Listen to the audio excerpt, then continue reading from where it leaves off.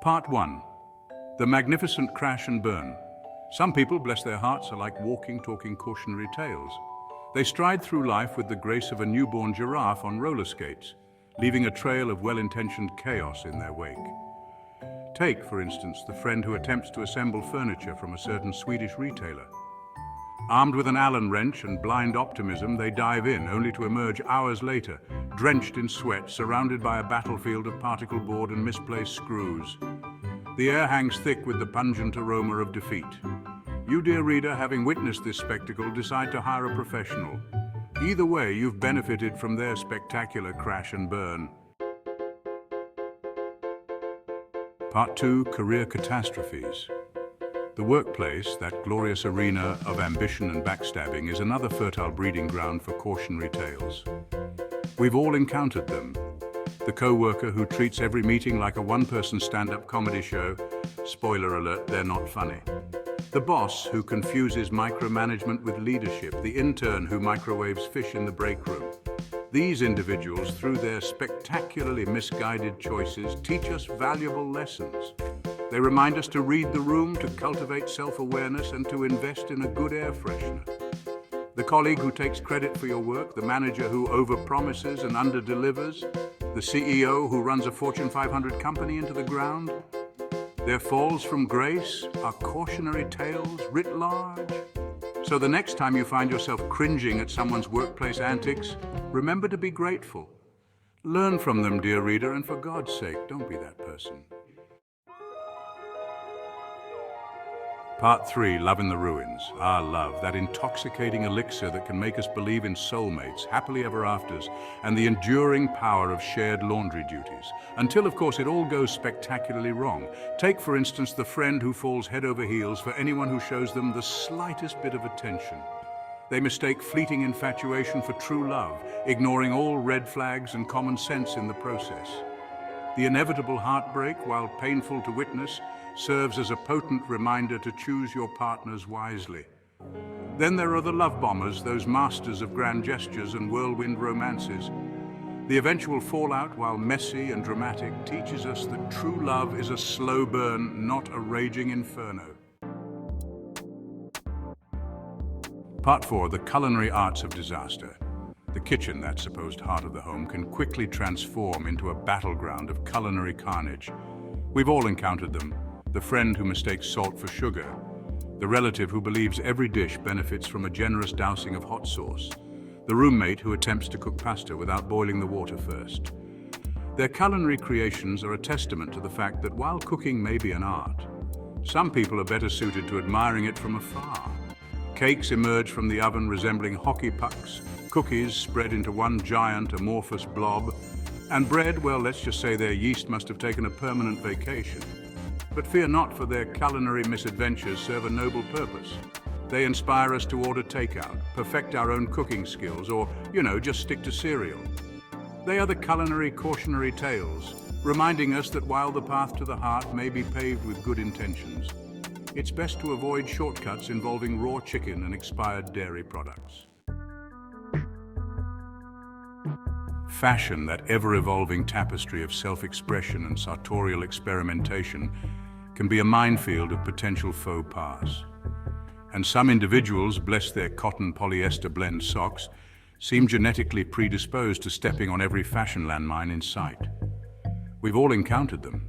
The co-worker who mistakes neon green for a neutral color, the relative who believes socks and sandals are a perfectly acceptable footwear choice, the friend who insists on wearing clothing 2 sizes too small.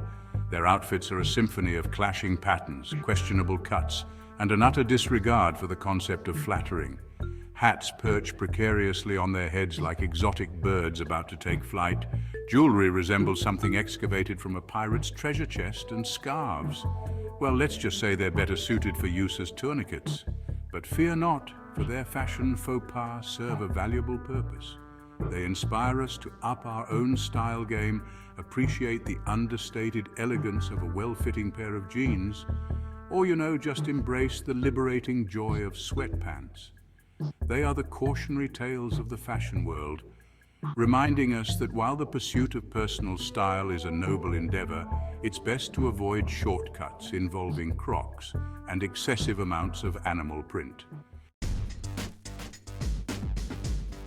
Social media, that digital landscape of curated lives and carefully constructed personas, can be a treacherous minefield for those lacking in self-awareness and basic common sense. And some individuals, bless their hashtagging hearts, seem destined to stumble headfirst into every social media pitfall imaginable. We've all encountered them. The friend who overshares every mundane detail of their day. The relative who uses social media as a platform for their unsolicited political rants. The co-worker who posts inappropriate selfies that would make a HR manager spontaneously combust. Their online presence is a masterclass in poor judgment, questionable taste, and the fine art of alienating your entire follower base. Jokes fall flat, memes are misappropriated, and sarcasm is lost in translation. But fear not, for their social media misadventures serve a valuable purpose. They inspire us to curate our own online personas with care, appreciate the beauty of a well-placed emoji, or, just log off entirely and embrace the analog world. They are the cautionary tales of the digital age, reminding us that while social media can be a powerful tool for connection, it's best to avoid shortcuts involving duck-faced selfies and excessive use of the crying, laughing emoji.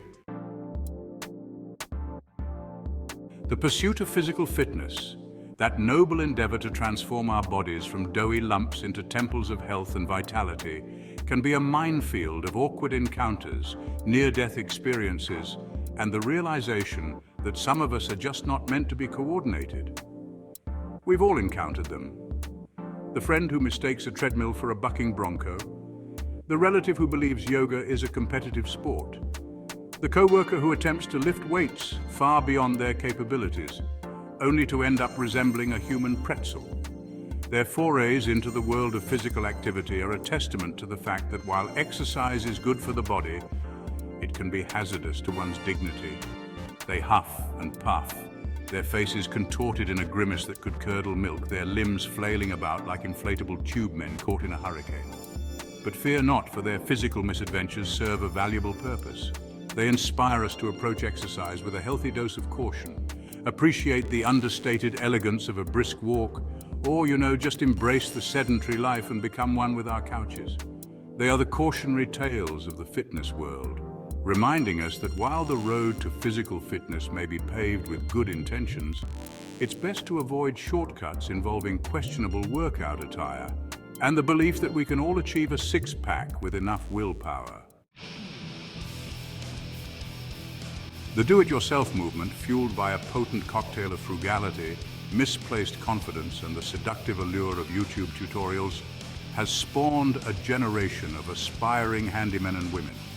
And some, bless their sawdusty souls, are destined to leave a trail of botched projects, mangled materials, and existential despair in their wake. We've all encountered them. The neighbor who mistakes a screwdriver for a chisel, the friend who believes duct tape can fix anything short of a broken heart, and even then they'd probably give it a try. The relative who attempts to rewire their entire house after watching a 5-minute YouTube video narrated by a teenager with braces. Their homes become shrines to the perils of DIY, their toolboxes, repositories of broken dreams and mangled screwdrivers. Instructions are treated as mere suggestions. Allen wrenches become projectiles of frustration, and the finished product bears a striking resemblance to something dreamt up by Picasso during his Cubist period. But fear not, for their DIY disasters serve a valuable purpose. They inspire us to appreciate the skill of a true craftsman, embrace the liberating joy of hiring a professional, or, just surrender to the comforting embrace of pre-assembled furniture. They are the cautionary tales of the DIY world, reminding us that while the road to home improvement may be paved with good intentions, it's best to avoid shortcuts involving power tools, a healthy dose of overconfidence, and the belief that anyone can become Bob the Builder with enough enthusiasm and a can of WD-40. Social interaction, that delicate dance of verbal and non-verbal cues, can be a minefield of potential awkwardness.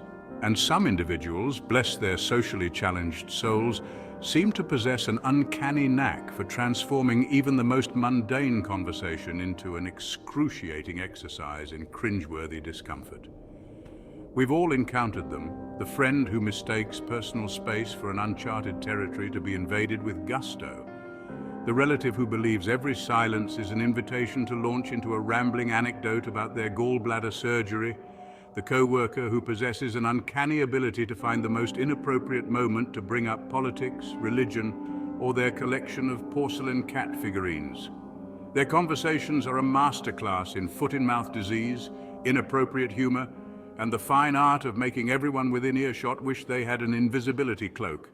They fire off questions with the rapid-fire intensity of a game show host, oblivious to the subtle cues that their conversational partner would rather be anywhere but trapped in this exchange. But fear not, for their awkward interactions serve a valuable purpose. They inspire us to hone our own conversational skills, appreciate the beauty of a well-timed pause, or, just embrace the liberating joy of solitude. They are the cautionary tales of the social world, reminding us that while the ability to engage in meaningful conversation is a valuable skill, it's best to avoid shortcuts involving unsolicited advice and inappropriate personal disclosures. So let us raise a glass, preferably filled with something stronger than juice, to those who stumble through life so that we may learn from their missteps, to the ones who bravely attempt what we wouldn't dare, who wear their hearts on their mismatched sleeves, who remind us that even in the depths of our own failures, there's always someone out there doing it worse. They are the cautionary tales, the walking, talking reminders that life is a comedy of errors, and sometimes the best we can hope for is to be the audience, not the star of the show. They teach us valuable lessons about boundaries, self-awareness, and the importance of having a good sense of humor. So thank you, dear cautionary tales, because without you, we might just be tempted to make the same mistakes ourselves.